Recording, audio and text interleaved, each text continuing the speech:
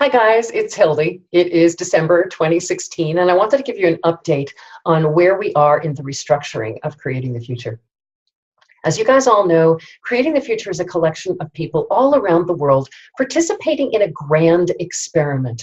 Within 10 years' time, we want to know how much more humane could the world be if everyone, everywhere, were living and working in systems that bring out the best in people.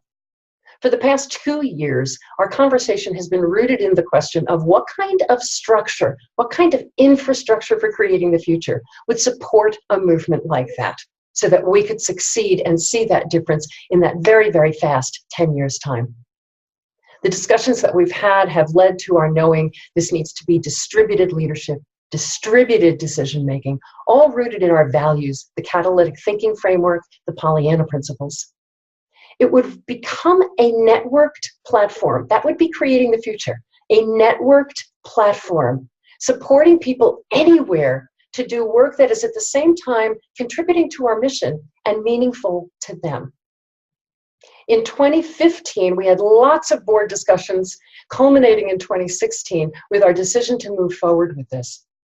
Those board discussions led to these theoretical underpinnings. And in 2016, we realized we didn't know enough in practice to know what exactly were we looking for. So we spent 2016 looking at different projects with an eye towards what would that platform need to be to support those projects.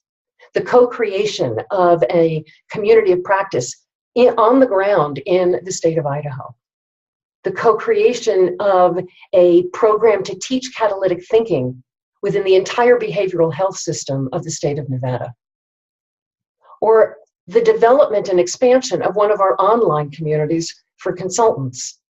Constantly asking the question, if Creating the Future were a platform for supporting that, where we weren't running those programs, but someone else was, what would that platform need to provide? What would it need to have?